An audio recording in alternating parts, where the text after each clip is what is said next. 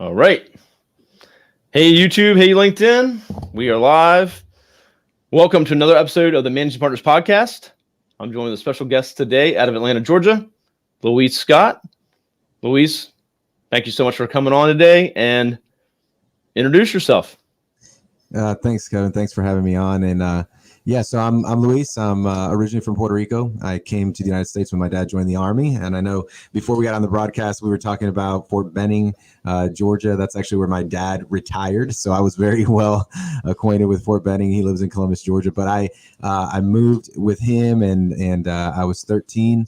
I ended up going to school here in Georgia. Went to the University of West Georgia, played baseball. Played second base there, so that was what I did, and then had a couple injuries, so it led me to kind of my second passion, which I found out was my first passion, which was being a lawyer and so forth. But through the process, I'm married, have a couple of kids. I live if you know anything about Atlanta, I live in the northern part of Atlanta, a little town called Brookhaven, inside the perimeter here in Atlanta, and our law firm's here based out of Buckhead, Georgia, which is also in the northern part of Atlanta. And I own a couple of businesses, and I like to write, and I have a podcast as well. So I really enjoy coming on, and I appreciate you inviting me. But that's the condensed version, the cliff notes of my life. I'm sure you could talk all day, as I could too. So real quick, what's your podcast? Anyone listening, we want to be able to check that out. I'll post a link to it here in a second. Awesome. I appreciate that. Yeah. So my podcast is called The Guts and Glory Show. And I profile entrepreneurs and leaders. I have a heart for entrepreneurship, like just in general. I consider myself a serial entrepreneur.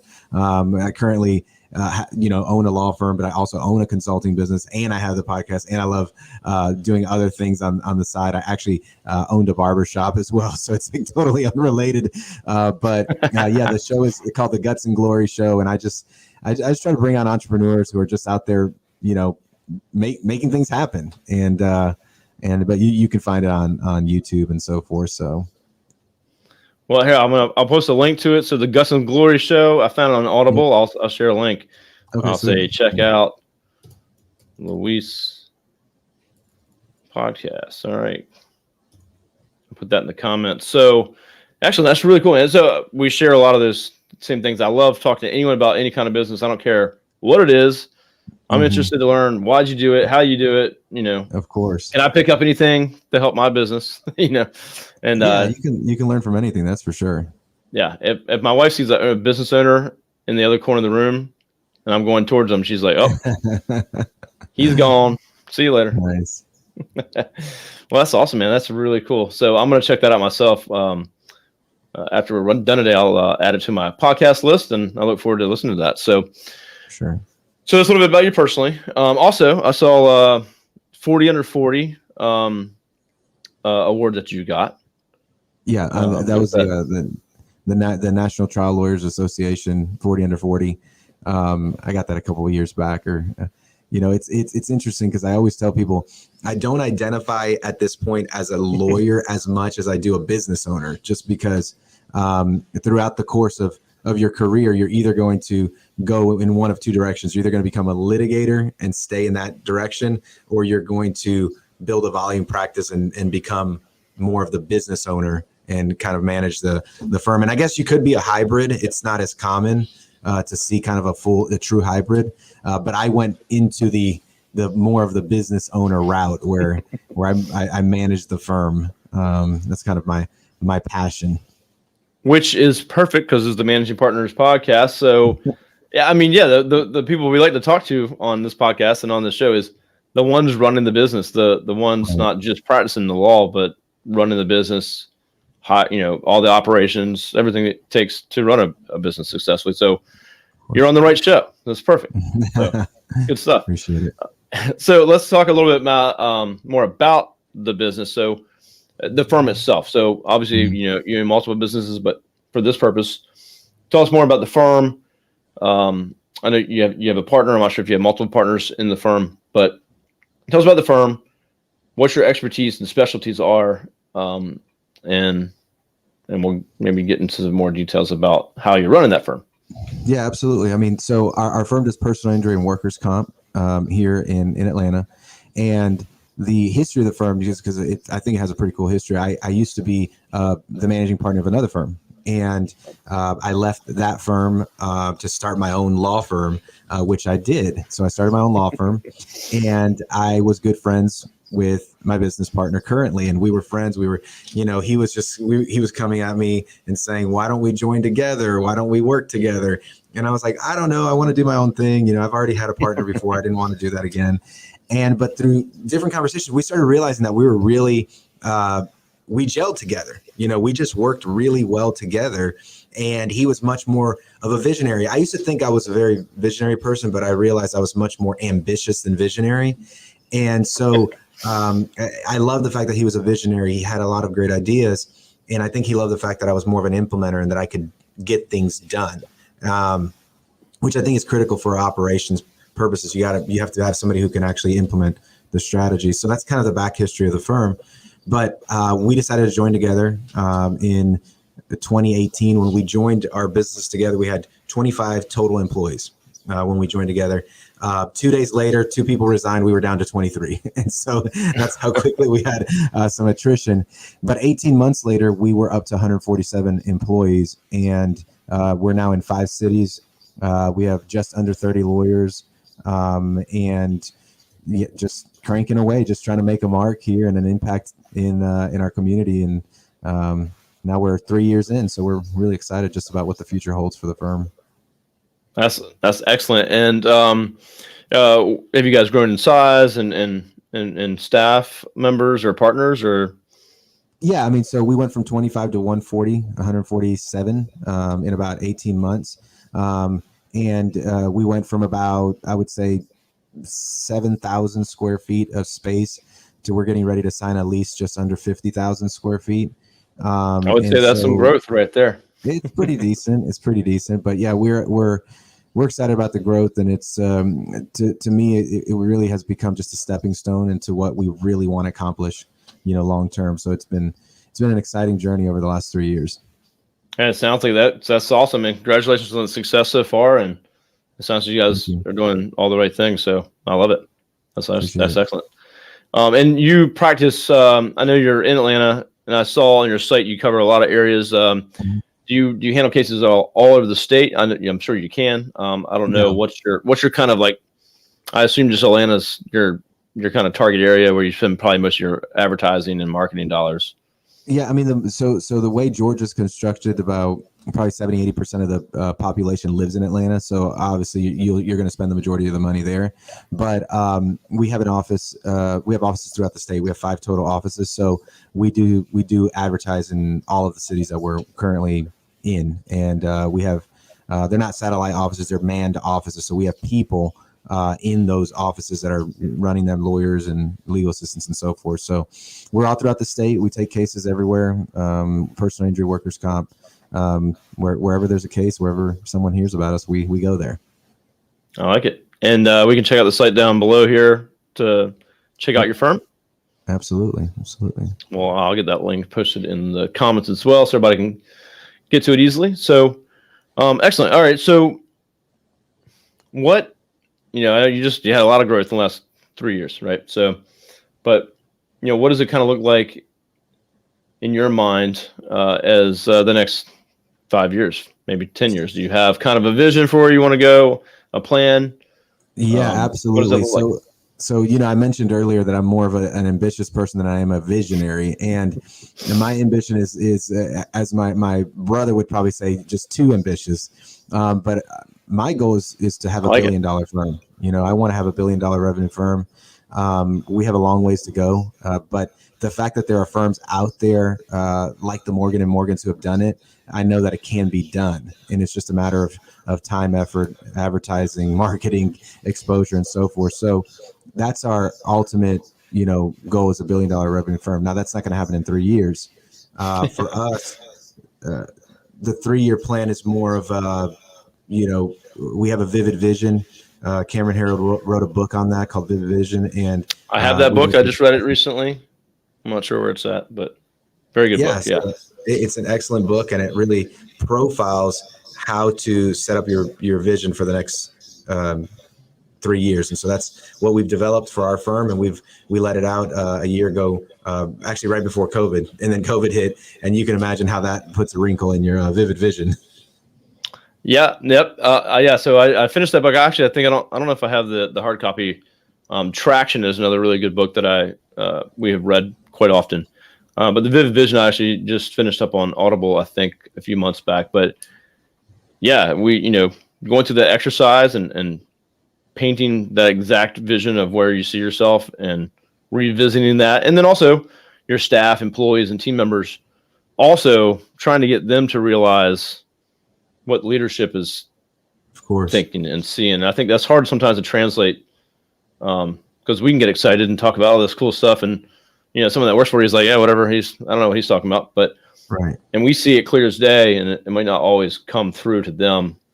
But I think also getting them to buy in and also be like, yeah, I want to go that way too, can be very powerful. So, yeah. Yeah. I mean, the thing is that communicating the vision to your people is actually one of the most difficult parts of running a business. I don't think that people appreciate how challenging it is to communicate what you're trying to build once you get to a certain size. I don't consider myself a big business, but I think in the law firm space, there's not a lot of firms with over 100 people. And so there's not really anyone you can bounce ideas off as to how you communicate this vision to your people. So it's always a challenge. People are the most complicated part of building a big business because people are complicated. And so there's no single answer to fixing that people problem. It's just continuously trying to improve and make it better for your employees each and every day. And I think if you take that perspective, eventually you end up having a business with a lot of A players. And so that's kind of been our goal and our call in 2021 as we were coming out of the pandemic was how do we get more A players on the team so that we have more efficiencies, more production, and so forth. But that's the most complicated part for sure. 100%. And I love everything you had to say. But I think too, what you're saying, it's very hard to get that vision across to everyone. And as you bring on new people, new staff, do they understand the vision? Do they know what they signed up for? Or are they, are they going to be a player? Mm-hmm. And so the bigger you get, the more challenging that becomes to manage. So, I love that. And so for us, our vision started as by 2030 when we want to be at 100 million in recurrent revenue.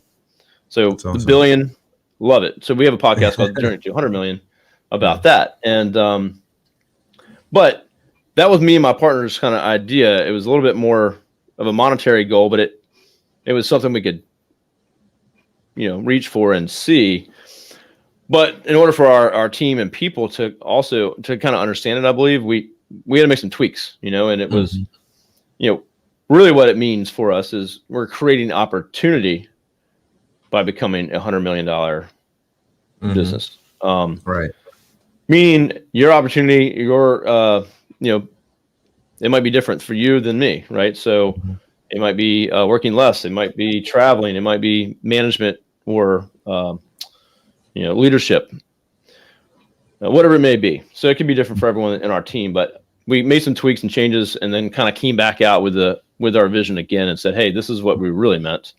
Right. Because me and my business partner, this is where we want to go. And we had to kind of step back and say, all right, well, why would anyone else care? And what does it mean to them? So it was actually a nice exercise to go through. So, all right, man, I appreciate that. So let's talk about maybe trends. So, and this could be trends that you foresee or trends that are affecting you now. Obviously, COVID aside, with personal injury, where there's less activity, courts closed, people not commuting and driving. I know that can have it's had somewhat of effect on a lot of firms and caseloads and things like that. But outside of that, what are any positive trends you see happening that you can take advantage of, or things you're concerned about that could happen, whether it's economy, regulations, government changes, anything you see coming that you I don't could share? Yeah, I don't really see anything like that I know of, right? Anything that I said that was in the future would be mainly speculation. We talk about the more self-driving cars and whether that's going to affect the personal injury space. And obviously, if you're not concerned about that, you should be concerned about that. We talk about private investors and non-lawyer investments into law firms is something that people should really be thinking about. One of the things I tell my business partner is I'm not just building the law firm that I want to have in the future. I'm building the law firm that I want to be able to sell in the future, because in the event that private equity money can come in and buy firms, I don't know to what extent. We know Arizona is with that. We know that Utah now is allowing some non-attorney legal work to be done.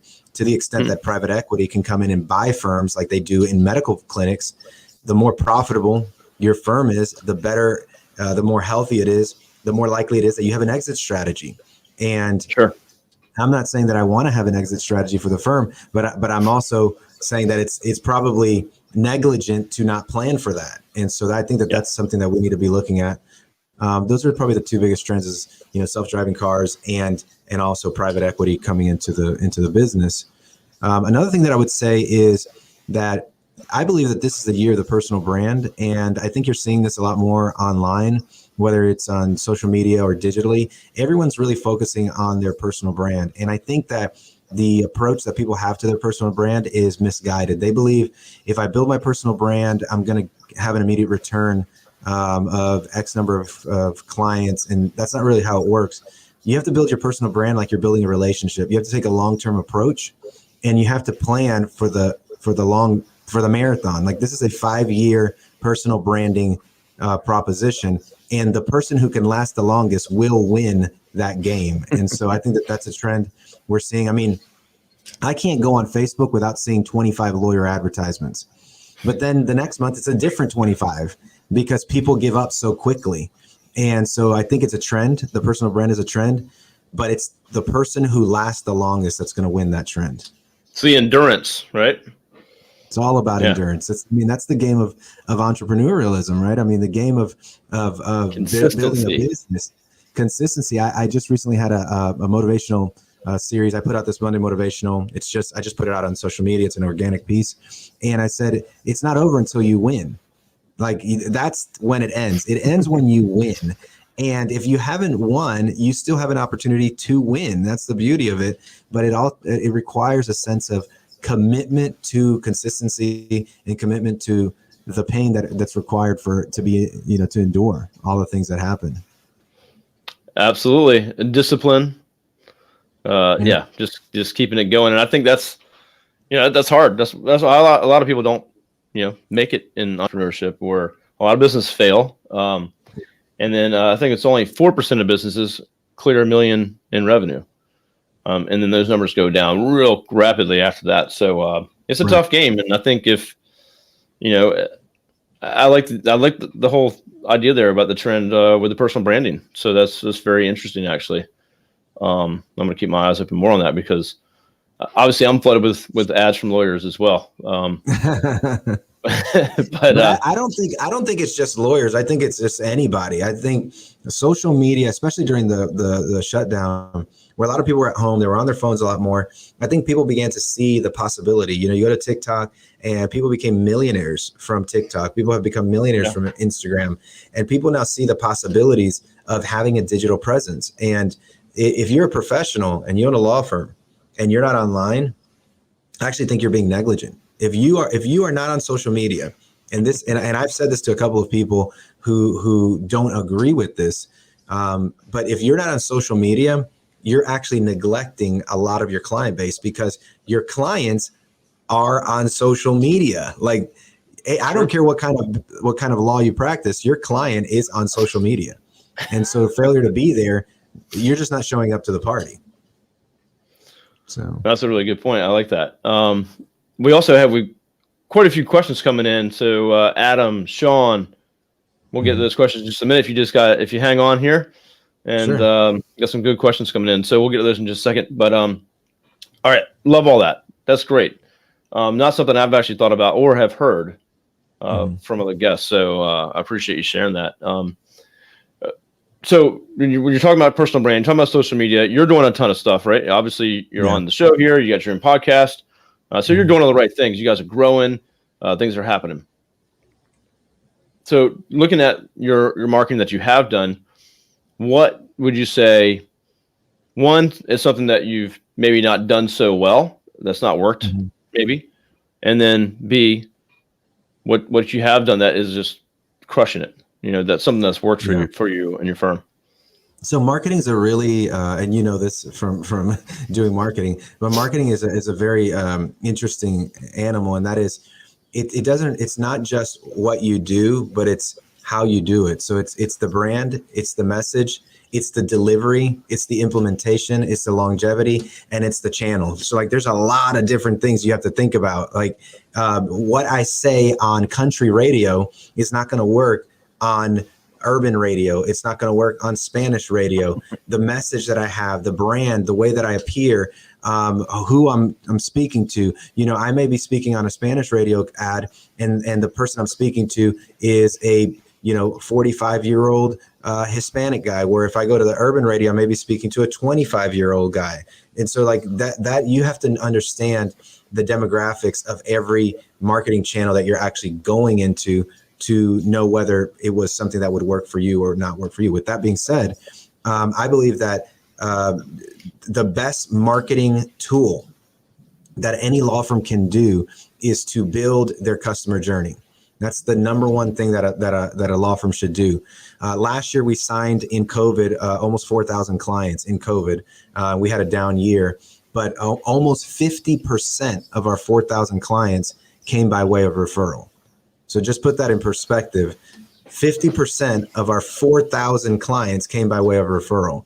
And so that is because we have a commitment to our customer journey and the touch points that we have with the client when they come through our pipeline. So I think that that's the thing that has worked the most for us.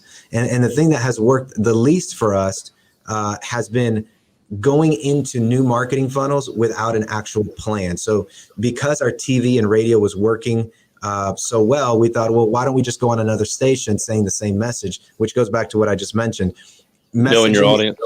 Yeah, you have to know your audience. And we were throwing money. I mean, I remember we got on a jazz station. We spent 3 months on a jazz station at $40,000 a month, and nothing came out of it. Like, I think we got one client, and we're like, what is wrong with this? Like, why did we spend that kind of money? And what we realized is the message that was working on this other station, you can't just translate it to jazz. It has to be something different. The audience was different. And so we learned a valuable lesson. We can't just because you have an endorsement, like we have some celebrity endorsements, just because you have, you're the most frequency on a station, that doesn't just win the day. You have to have the right message touching the hearts of the people that you're supposed to be going after. That's a really good point. So you just, hey, it worked here. We'll just put it over there, and it'll do the same thing. So it'd be like switching from LinkedIn to Facebook or Instagram. No, it doesn't work like that. And the thing is that, you mentioned those 3 platforms. There's specialists that specialize in each one of those platforms for marketing. In the same way, there's specialists that specialize in TV advertising, billboard, radio. Like there's people that really focus on those areas. And so I always say, talk to the experts, right? Talk to firms like you who can help people in the marketing, and not just going out there and just trying to do it on your own, because it's not going to work if you just try to do it on your own. Yeah, 100%. I think also too, I know we're first ones to say if we're not expert in such platform, or someone calls us like, hey, can you do TikTok for us for our firm? Like, no, that's not, we don't specialize in that. It's not something that we have confidence in. We want to have a success before we do it for someone. So sure. Now we're always open to existing client. We would say, hey, let's investigate, let's try this out. And if it works, then we'll put some more behind it. But we'll never sign a new client for some service we don't do. Sure.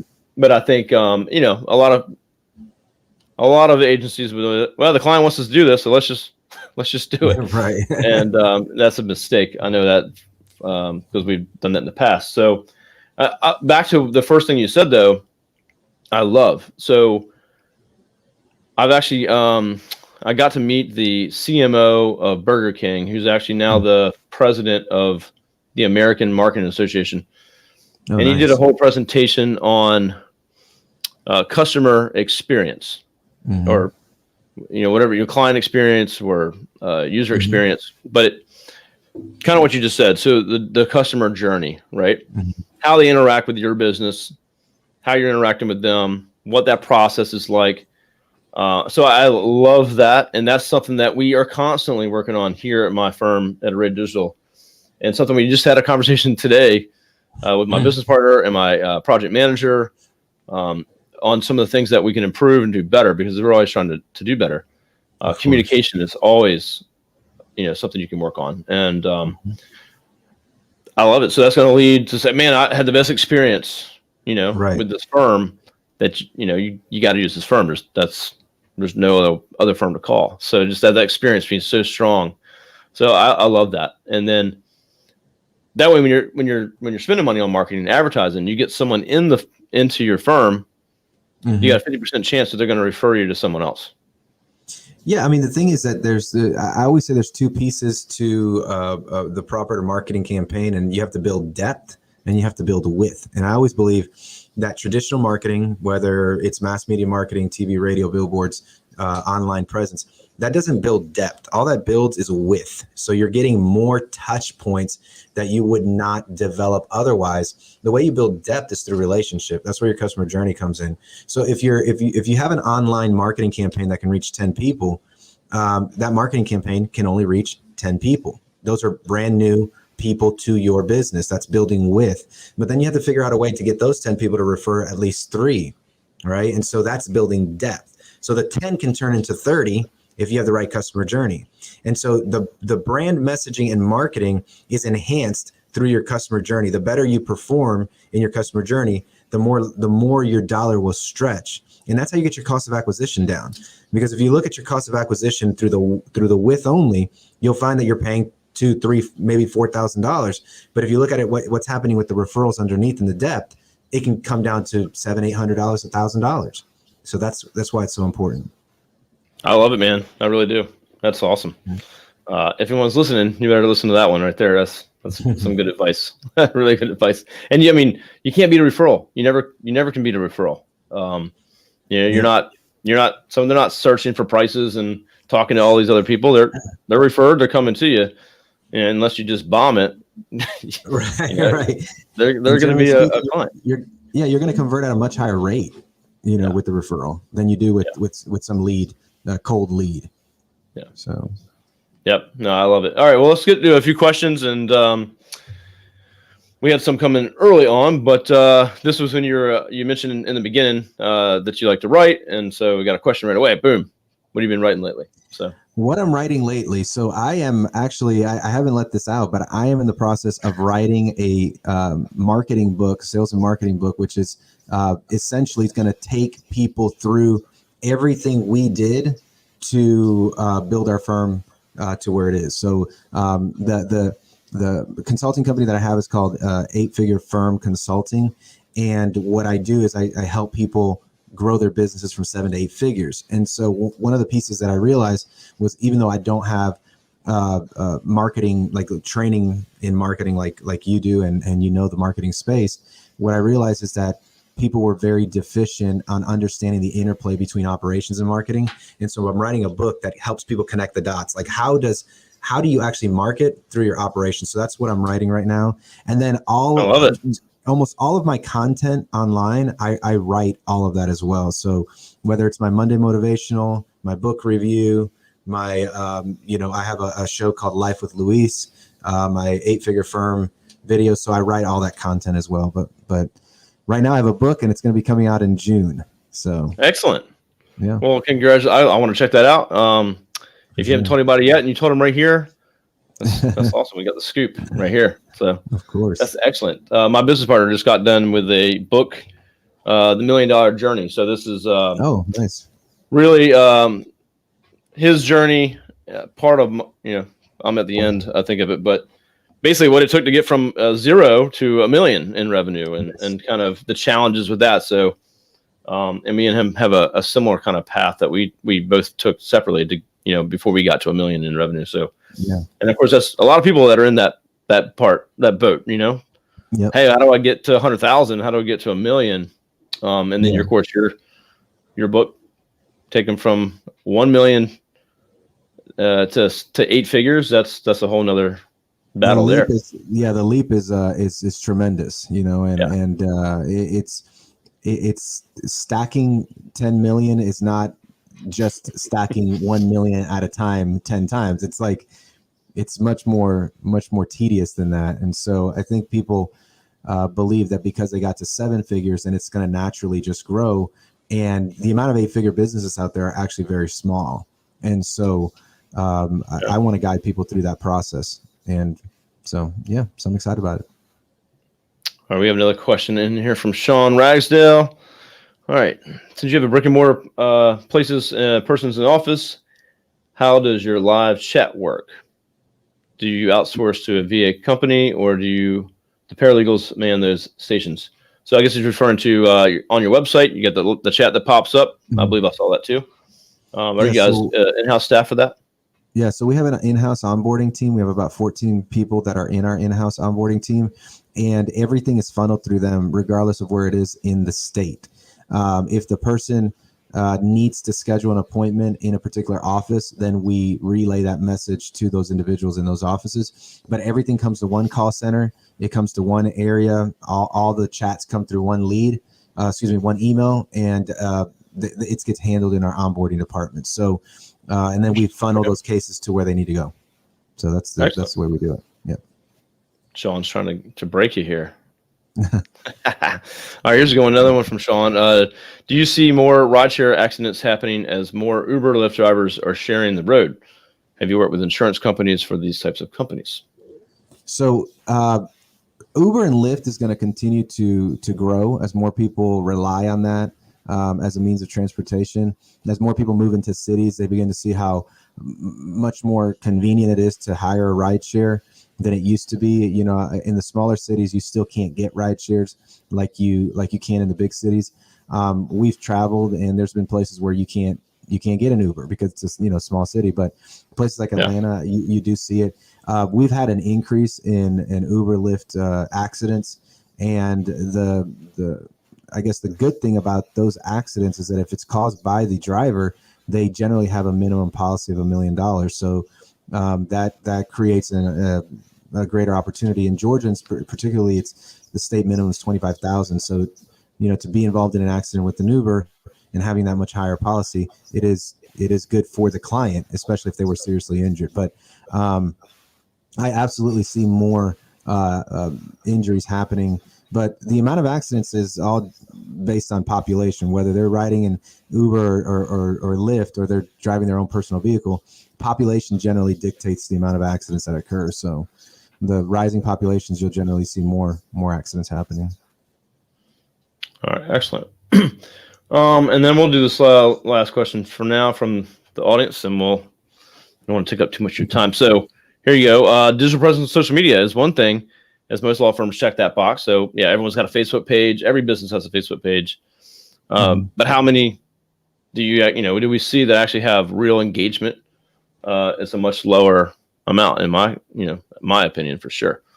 So the thing is, we could do an entire show just on social media, but just for the purposes of of simplifying my answer to this, if you have a business page, the algorithm doesn't show your content as much as a personal page, because the purposes of social media was never intended to have a business page. The purposes of social media was to have engagement through personal relationship, right? The reason you have to have a business page is because they make you create a page to do advertising. So most people have a business pages for the purposes of advertising. So we have a Facebook page and we do Facebook ads. We have an Instagram page, we do Instagram ads, which is also owned by Facebook. So that's really the reason a lot of people have business pages. When I talk about social media and branding, I'm actually talking about the individual attorney. So I am branded as an individual attorney. Yes, we do Facebook advertising. Yes, we do Instagram advertising. Yes, we do YouTube, but I post a lot. So last year in 2020, 13 clients hired me from social media without spending a single penny on paid ads. All right. Just to put this in perspective, I spent no money other than content creation to get 13 clients who believed that because of my constant posting, they had enough knowledge of who I was as a person to call me, scratch that, they DM'd me, to DM me and ask me a legal question, which resulted in 13 new cases. One of the cases alone was a $300,000 settlement that we got in less than 30 days because of how serious the accident was. One case alone. The fee on that in a contingency firm is $100,000 from someone who I never talked to, who believed that I was friendly enough to contact me. Another one is a dump truck head-on collision that is probably going to settle in the 7 figures or more. That came from social media. So when I talk about missing the opportunity, social media is the new networking of today. Social media is the billboard of today. When you fail to be on these platforms as a personal brand, what you're failing to do is to let people in your network know who you are personally and what you do. So that's why I believe you should be on social media. And like I said, the 13 cases alone, they're probably going to generate, I don't know, on the conservative side, 600 to 700,000 in revenue for our firm. And I think it's, once again, negligent not to be there. So no, I love it. And I think, a lot of people try to check the box. I've talked to, plenty of older traditional firms that they haven't come around. They don't get online. They don't invest. They don't think it works. Right. Mm-hmm. And so some people are just behind and they're just like, well, I'm not even going to try. Others would be like, hey, can you guys help us with our business LinkedIn business page and all that stuff? And it's like, no one on LinkedIn is going to engage with your business page. They want to engage with you personally. So yes, you need to invest in time, energy, and be there. Yeah, we can help you with that, but you need to be on the other side.